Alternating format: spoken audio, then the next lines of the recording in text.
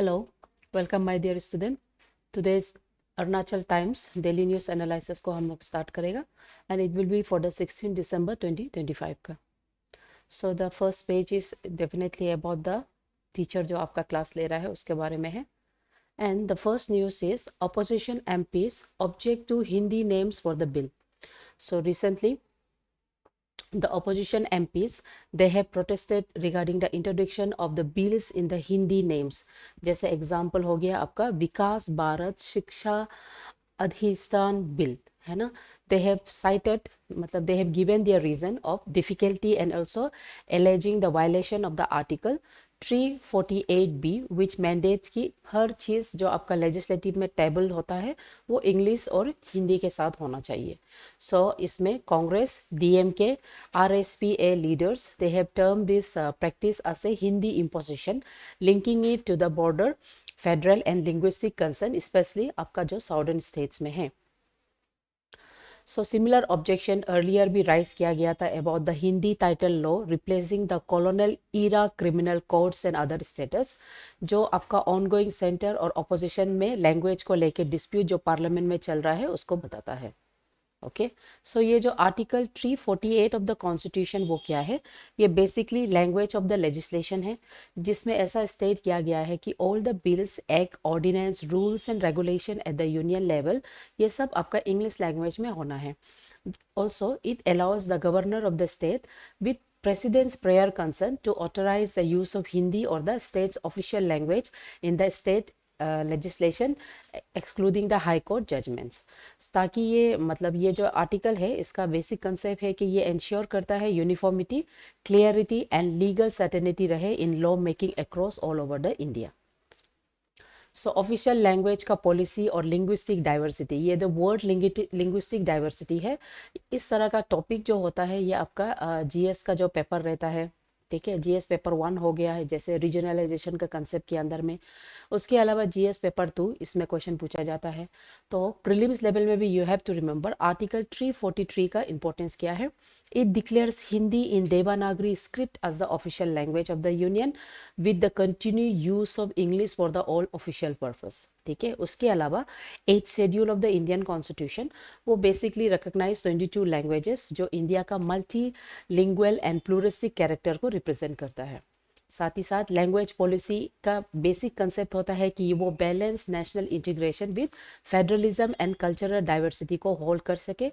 साथ ही साथ it avoids linguistic impositions. So exam में ये बहुत रेलेवेंट है. लाइक आई ऑलरेडी सेड आपका जो जीएस पेपर 1 हो गया जीएस पेपर 2 हो गया उसमें इस तरह का क्वेश्चन पूछा जाता है और ऑलरेडी 2024 का एपीपीएससी मेंस में भी पूछा गया है अबाउट द लिंग्विस्टिक पॉलिसीज. ठीक है. साथ ही साथ प्रीलिम्स लेवल में भी आपको शेड्यूल से रिलेटेड लिंग्विस्टिक शेड्यूल से लेके आर्टिकल जो रिलेटेड है वो सब पूछा जा सकता है. फेडरलिज्म का कंसेप्ट पूछ सकता है. लैंग्वेज जो रीजनलाइजेशन को किस तरह से इम्पोज किया जाता है ना डिबेट उसका आपको क्वेश्चन पूछा जा सकता है. ठीक है. Kantulav wins bronze at senior national judo championship. So आपका जो कांतूलाव है from the Arunachal Pradesh has won bronze medal in the senior national judo championship 2025 to 26 which was held for the below 60 kg category. He has become the first judoka from Arunachal Pradesh to secure the medal in the senior national level judo championship. So, beside him, 14 other athletes from the Arunachal Pradesh have participated in this championship, जो held हुआ था आपका इम्फाल में. सो ये senior national judo championship होता है. इसको conduct किया जाता है in India under the aegis of the judo federation of India.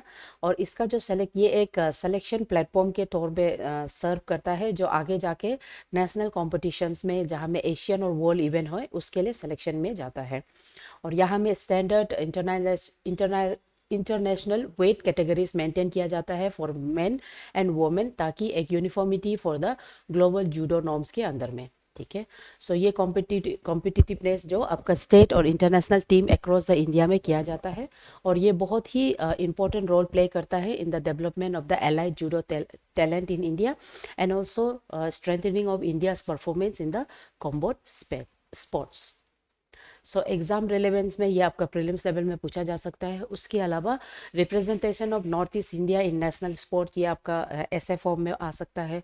Sports achievement in Arunachal प्रदेश, ये अरुणाचल का सिलेबस के अंदर में आपका ऐसे फॉर्मेट में आ सकता है। ठीक है। Supreme Court adjourns hearing on Sonam Wangchu's detention. So recently, Supreme Court has adjourned the hearing plea challenging Sonam Wangchu's National Security Act or detention to 7th January 2026, citing the paucity of the time. Paucity of the time मतलब समय कम होना, ताकि वो उस case को properly जज कर सके, सुन सके। ठीक है। सो ये जो प्ली है इसको डाला गया था उसका वाइफ जो, एंड सी हैज एलेज कि ये एक illegal and arbitrary prevention detention है, क्लेमिंग की fundamental rights and also due process आपका यहाँ पे कर्टेल हो रहा है। सो वांगचू, सोनम वांगचू वी ऑल, हम लोग सबको पता है वो आपका क्लाइमेट एक्टिविटीज़ है और सोशल मतलब ह्यूमैनिटेरियन है। He was detain on 26 November under the national security act following the violent protest held in Ladakh while demanding the statehood and sixth schedule status for the Ladakh state। ठीक है। So national security act के बारे में आपको क्या मालूम होना है। सो नेशनल सिक्योरिटी एक्ट ये आपका 1980 में लागू किया है। इसका लेकिन हिस्टोरिकल कंसेप्ट जो basically from the colonial time से लिया है। ये एक ऐसा एक्ट है which empowers the centre and state government to order preventive detention for the reason basically for the national security, public order and also essential supplies. It also allows the detention for 12 months without formal charges and they are subjected to review by the advisory board. सो यहाँ में detention आपका जो disclosure of the ground कहाँ में रखा है वो सब भी डिटेन कर सकता है। ठीक है। सो इसीलिए ये एक्ट जो बहुत ही एक्ट स्ट्रिंजेंट और कंट्रोवर्शियल माना जाता है। So preventive detention and due process of law, these are the terminologies जो आपका एग्जाम में स्पेशली जो जीएस पेपर 2 होता है उसमें बहुत ज़रूरी होता है। और ऐसा टर्मिनोलॉजीज इस बार पहली बार आपका जीएस पेपर 2 का जो मेंस एग्जाम था एपीपीएससी का उसमें पूछा गया है। ठीक है। सो ये टर्मिनोलॉजीज को आपको पढ़ना है। जैसे प्रिवेंटिव डिटेंशन का मतलब क्या होता है, ये ज़्यादातर ऐसा डिटेंशन है जो फ्यूचर थ्रेट्स है ना उसको प्रिवेंट करने के लिए, या तो पनिश पास एक्ट्स को, या तो ये जो रेगुलर क्रिमिनल लॉ है उसका जैसे नहीं है। यहाँ में ज़्यादातर जब नेशनल सिक्योरिटी का कंसेप्ट आ जाता है तब इसको हम लोग डाल सकता है। सो प्रिवेंटिव डिटेंशन के अंदर में आपको एनीवेयर कोई भी जेल में रख सकता है without any first hand information, है ना। और प्रिवेंटिव डिटेंशन के अंदर में आपका जो हैबिस कॉर्पस है वो भी डिटेल मतलब कर्टेल हो जाता है। उसके अलावा due process of the law वो क्या होता है। Due process of law means ऐसा एक्ट होता है कॉन्स्टिट्यूशन में जो fairness, reasonableness and judicial scrutiny किया जाता है, ताकि प्रिवेंटिव डिटेंशन के अंदर में जो कस्टडियल क्या बोलता है अनफेयरनेस हो सके उसको जज कर सकने के लिए। ठीक है।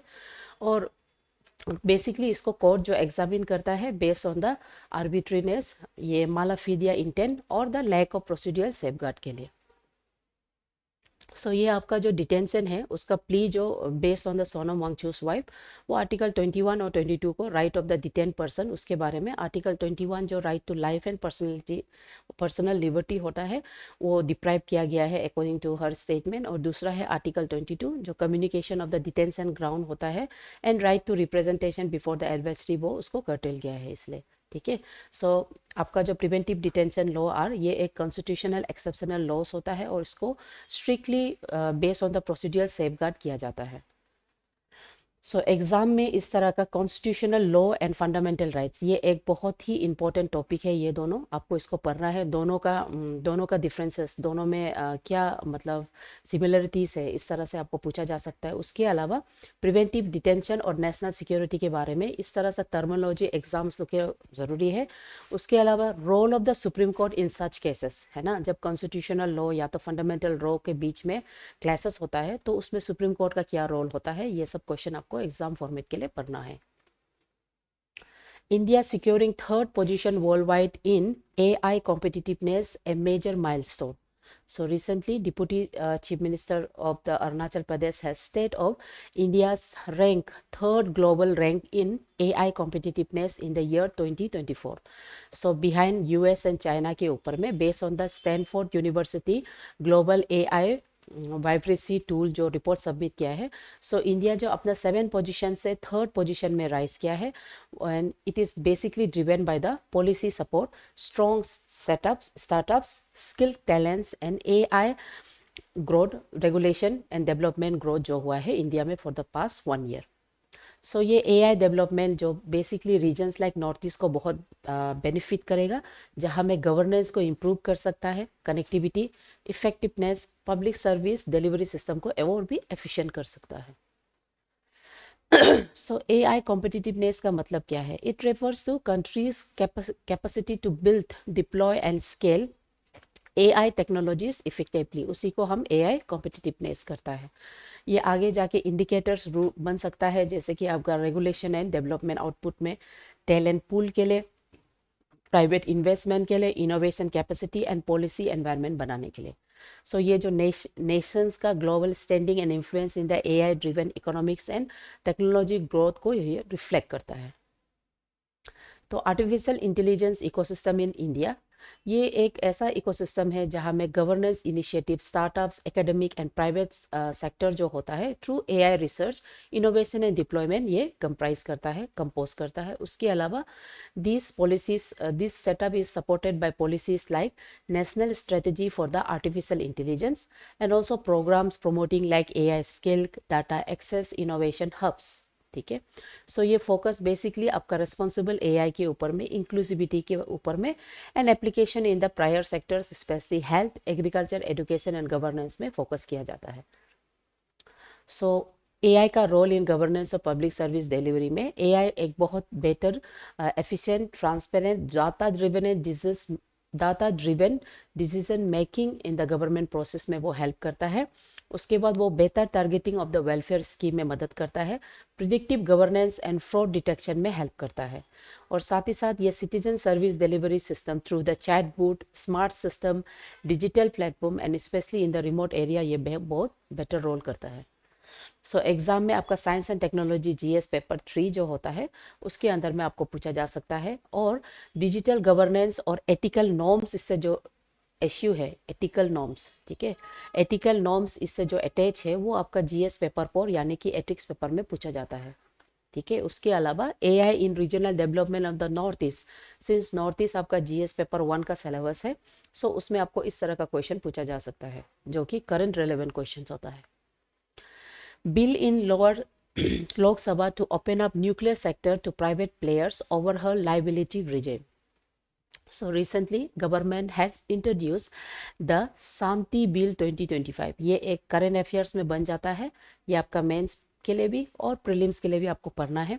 तो ये जो शांति बिल आपका लोकसभा में डाला गया है to open India's nuclear sector to private participation, ताकि रिफॉर्मेशन ला सके आपका सिविल न्यूक्लियर लाइबिलिटी फ्रेमवर्क में।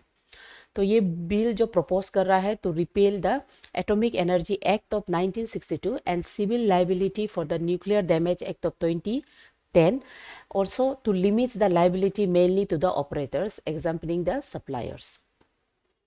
ये बिल जो आगे जाके स्ट्रेंथन करेगा न्यूक्लियर गवर्नेंस में by granting a statutory status to the atomic energy regulation board and establishing a dispute redressal mechanism, आगे जाके आपका nuclear energy share in India को बूस्ट करेगा। तो ये शांति बिल क्या है? ठीक है, ये जो हिंदी नाम आपको देख रहा है, शांति बिल का फुल फॉर्म है sustainable harnessing and advancement of the nuclear energy. ये एक प्रपोज बिल है to reform India civil nuclear framework, और ये जो ओपन करेगा आपका न्यूक्लियर सेक्टर को प्राइवेट प्लेयर्स के लिए, ओपन करेगा प्राइवेट इन्वेस्टमेंट के लिए पीपीटी मॉडल में, और it will establish a pragmatic liability regime focus mainly on the operators. इसका बेसिक एम है कि ये regulatory oversight, strengthen the regulatory oversight, safety, innovation and also to boost nuclear energy's role in India's energy transitions. तो nuclear energy in India और energy mix up के बारे में थोड़ा डिटेल आपको ये मालूम होना है कि न्यूक्लियर पावर एक clean low carbon base load sources है जो इंडिया का goal for the energy security and net zero commitment को बढ़ावा देता है, और India operates under pressurise heavy water reactors, और ये एक expansion is expanding capacity to increase nuclear share in the overall energy mix.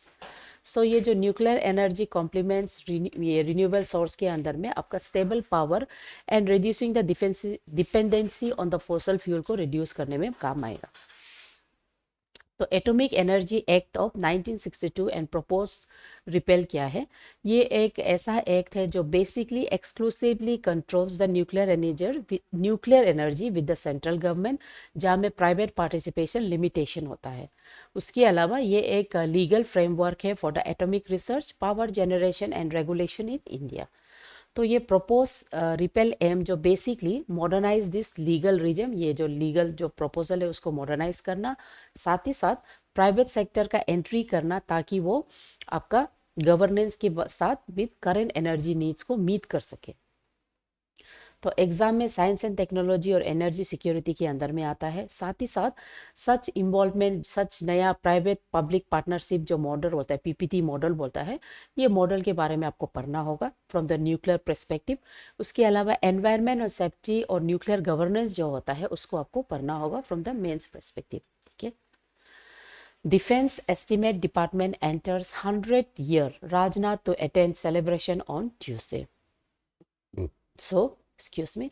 Defense Estate Department has completed 100 years managing the largest land holding of the central government under the Ministry of Defense. So, Defense Minister Rajnath Singh will attend this Defense Estate Day celebration in the Delhi cantonment, making it centurion milestone. यानी कि आपको ये question पूछा जा सकता है, recently कौन सा डिपार्टमेंट 100 ईयर्स हो गया है? ये बहुत मतलब आने मतलब क्वेश्चन होता है आपका प्रीलिम्स लुक में। तो you have to remember defence estate department जो इंडिया का है वो सेंचुरियन पहुंच गया है। ये जो डिपार्टमेंट है ये मेजर डिजिटल मॉडर्नाइजेशन अंडरगो किया है, जहाँ में online municipal service, digitise land records and tech driven land management across the 61 cantonment obtain किया है। So role and function of defence estate department का क्या होता है? ये basically manages the largest land holding of the central government under ministry of defence, जिसमें 61 cantonment areas around the India है। ये एक responsible land administration, survey, acquisition, allotment and maintenance for the defence purpose किया जाता है। ठीक है। और ये जो बेसिकली इसका रेगुलेशन, सेफ्टी और optimal utilisation of defence firm के साथ इंश्योर किया जाता है। इसमें आपका municipal service and civic amenities within the cantonment area provide करता है। ठीक है। सो हिस्टोरिकली ये एक repository of the historical land records बनता है, उसका एक थे लैंड रिकॉर्ड बनने का एक बहुत ही बेहतरीन रोल है। सो डिजिटल इनिशिएटिव में रक्षा भूमि प्लेटफॉर्म के अंदर में आपका सेंट्रलाइज सॉफ्टवेयर प्लेटफॉर्म के थ्रू एक secure tech enable management of the defence land किया गया है। उसके बाद digitalisation of legacy land record, आपका seamless retrieval, sale and archival process भी एनेबल कर चुका है थ्रू डिजिटल इनिशिएटिव। उसके बाद high resolution satellite imagery, GIS mapping, differential positioning system for the precise land monitoring भी आपका थ्रू डिजिटल इनिशिएटिव किया गया है फॉर द डिफेंस एस्टीम। ठीक है। उसके बाद ये 100% online municipal service to the cantonment resident दिया है, जो कि आपका ट्रांसपेरेंसी और एफिशिएंसी को इंक्रीज करता है। साथ ही साथ ये डिसीजन मेकिंग, गवर्नेंस और लैंड यूज प्लानिंग को थ्रू डिजिटल टूल्स एनहेंस करता है। सो एग्जाम में ये गवर्नेंस और पब्लिक एडमिनिस्ट्रेशन में पूछा जा सकता है। दूसरा, digitalisation and technology in the government service, जैसे आपका डिफेंस एस्टेट सर्विस को पूछा जा सकता है। ठीक है। डिजिटलाइजेशन से कितना इम्प्रूवमेंट है, क्या इसका इम्पैक्ट है, बेनिफिशियरी इम्पैक्ट, ये आपको पूछा जा सकता है। Prime Minister Modi has arrived in Jordan, says his visit will boost bilateral linkage between two nations. So recently, our Prime Minister has visited Jordan on his first leg of his 3 nation tour. उसके Jordan के बाद वो Ethiopia, Oman में जाएगा to strengthen the bilateral ties. He has received a very warm welcome by the Jordan Prime Minister Jafar Hassan, and later he met King Abdullah II for the discussing about the economic, cultural and strategic cooperation. So India और Jordan का relationship एक बहुत strong tribe को trade को mark करेगा, जब with the Jordan being the key fertiliser supplier and vibrant Indian diaspora of over 17,500 people. Jordan economic और strategic ties में, इकोनॉमिक टाइज के थ्रू इंडिया एक फर्टिलाइजर का बहुत ही अच्छा पार्टनरशिप रहेगा, और स्ट्रेटेजिक कॉरपोरेशन में वो एक रीजनल सिक्योरिटी में, काउंटर टेररिज्म और डिफेंस पार्टिसिपेंट में in the middle east nation, Asia बन के मिडिल ईस्ट नेशन बन के दोनों काम करेगा। तो डायस्पोर और कल्चरल लिंक में ईबीसी, यहाँ में जॉर्डन में around more than 17,500 people, Indian community people है। सो ये जो presence of such diaspora people to people ties and cultural exchange करने में मदद करता है टू बोथ द नेशन।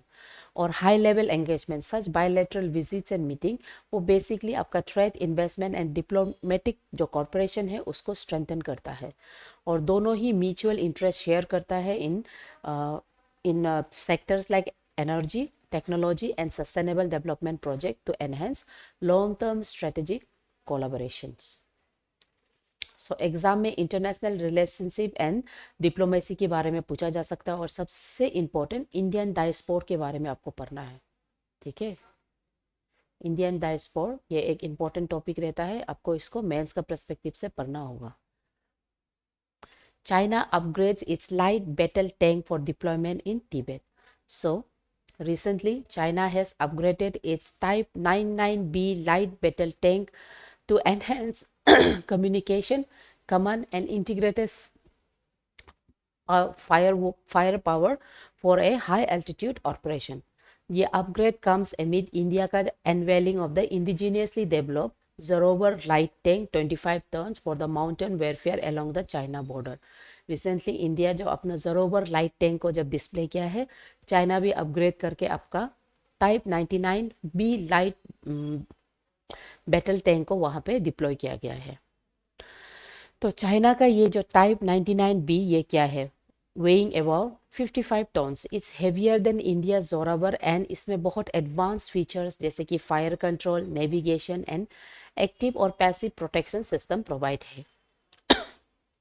तो इंडिया का ये जो जोरावर टैंक डेवलपमेंट है, ये एक हाई एल्टीट्यूड माउंटेन वेयरफेयर है, जो पर्टिकुलरली आपका इंडिया चाइना बॉर्डर में इसको डिप्लॉय किया गया था। इसका वेट और मोबिलिटी के बारे में, ये एक लाइट वेट एट 25 टन्स है, और ये आपका जो enhance manoeuvrability in the rock and the mountainous terrain को ये इंक्रीज करता है। इसका जो नेमिंग है इंडिया का, डोगरा वॉरियर जनरल ज़रोवर सिंह का नाम पे इसको रखा गया है, जो इंडियाज मिलिट्री हेरिटेज को रिप्रेजेंट करता है। ये एक modern firework, navigation and communication system है जो एक्सट्रीम वेदर में भी काम करता है। उसके अलावा ये इंडिया का indigenous defence capacity and border preparedness को अगेंस्ट द हाई एल्टीट्यूड को शो करता है, ये उसका स्ट्रेटेजिक इंपॉर्टेंस है। एग्जाम में आपका इंडिया और China border security and strategic preparedness, यह क्वेश्चन इस तरह, स्ट्रेटेजिक प्रिपेयरनेस पर्टिकुलर कोई नेशन का नाम यूज नहीं किया जाएगा एग्जाम में ज़्यादातर आजकल, लेकिन आपको बोल सकता है strategic preparedness of the India in the north east region, ये क्वेश्चन पूछ सकता है आपको। उसके अलावा indigenous defence technology in the globalisation status में क्या है, ये क्वेश्चन आपको पूछा जा सकता है। ठीक है, sensor approval pending us, International Film Festival of Kerala puts 19 film including Palestine team titles on hold. तो रिसेंटली आपका जो इंडियन सेंसर है, आपका international film festival of the Kerala 2025, they awaits for the censor approval to screen the 19 films including Palestine team film titles battleship Potemkin and beef. ठीक है, battleship Potemkin a 100-year old classic है, which is a part of restore classic sections highlighting the cinema's history और influence है। उसके अलावा आपका films like Noor and beef, ये basically जो सोशल इश्यूज है, पॉलिटिकल एंड कल्चरल नैरेटिव्स है, उसको डिस्प्ले करता है। इसलिए अप्रूवल है, इसलिए they are still waiting for the approval pending from the ministry of information and broadcasting. International film festival of Kerala और उसका सिग्निफिकेंस क्या है, ये प्रोमिनेंट एनुअल फिल्म फेस्टिवल जो केरला में हो करता है, जहाँ में आपका global cinemas and cultural diversity को शो करता है। इट हाईलाइट्स सोशल, पॉलिटिकल और human right issues through screening of the classical as well as contemporary films. यहाँ पे आपका जो it fosters talent, award recognisation and India's cultural diplomacy को globally recognise करता है। सो एग्जाम में मीडिया एंड कम्युनिकेशन के सेक्टर में आपको पूछा जा सकता है, जो आपका जीएस पेपर 3 का टॉपिक रहता है।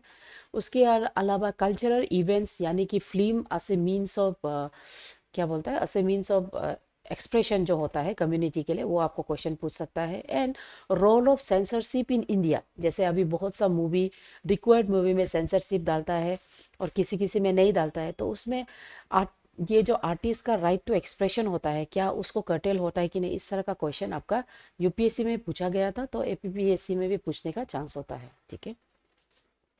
President Putin signs into federal low-key military pact with India.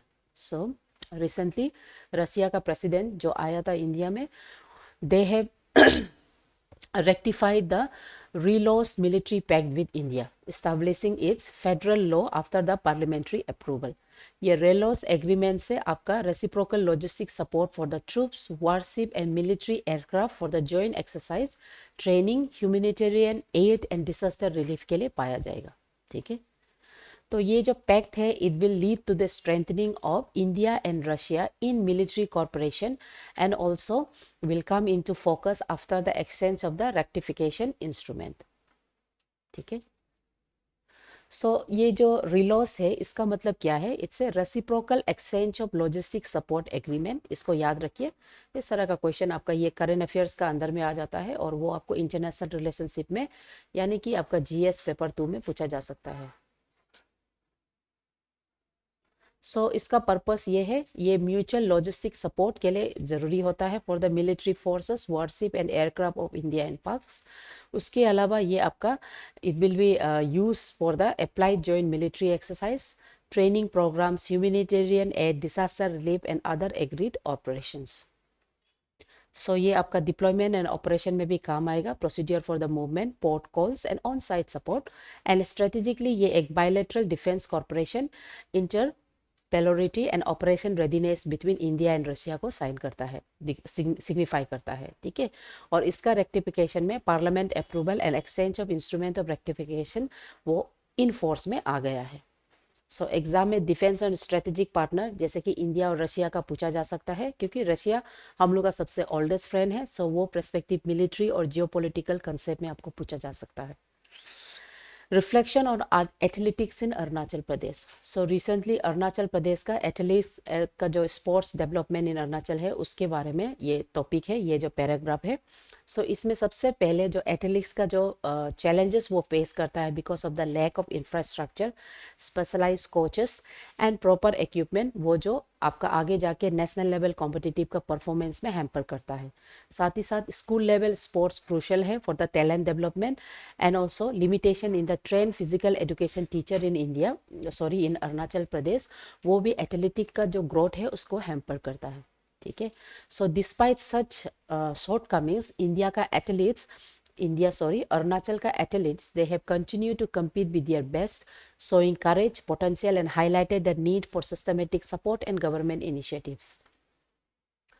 Government initiative and support for the athletes in Arunachal Pradesh in these recent years, we have seen कि appointment of the physical education teacher at school level उसको identify करना, उसके अलावा school level competitiveness and national participation, ये proper exposure, confidence and help करता है athletics को। उसके अलावा infrastructure development, it's necessary investment किया जाए आपका stadium, playground, training equipment and sports facility to support the athletic trainings. Talent scouting, specialise coaching programmes होना है, स्कॉलरशिप एंड फाइनेंशियल असिस्टेंस जो सबसे ज़रूरी है स्पोर्ट्स पर्सन के लिए, and also to focus on the inclusive and regional development specially आपका अरुणाचल प्रदेश के लिए। एग्जाम जैसे आपको I have told you before also, sports in Arunachal Pradesh वो आपका ऐसे फॉर्मेट में बहुत चांसेस है। ठीक है। उसके अलावा role of the school level competitive in talent identification, ये भी इंपॉर्टेंट हो सकता है। Challenges in the physical education and infrastructure in Arunachal Pradesh आपको पूछा जा सकता है। थॉट ऑफ द डे है, reflection is not attainable, but if we chase perfection, we can catch excellency. Vince Lombardi. ठीक है। MCQ में which article of Indian Constitution is cited regarding the language of legislation and was referenced in the objection to Hindi name bills in the parliament? तो वो basically language बोलने से वो होगा आपका article 348। Kantula from Arunachal Pradesh made history by achieving which milestone in judo?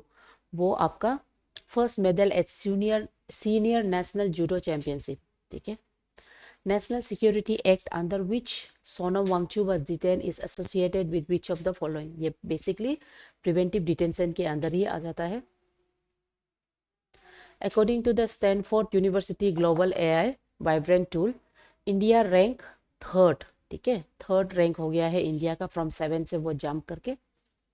Shanti bill 2025 aims primarily to open India's nuclear sector to private participation and reform liability. Defense Estate Department, which completed 100 years, primarily functions to manage government lands under Ministry of Defense. ठीक है। India-Jordan bilateral relationship highlights in Prime Minister Modi's visit focus on trade, fertilizer and diaspora engagement. This one, ठीक है। China's upgraded Type 99B tank is primarily designed for high altitude and cold weather operations.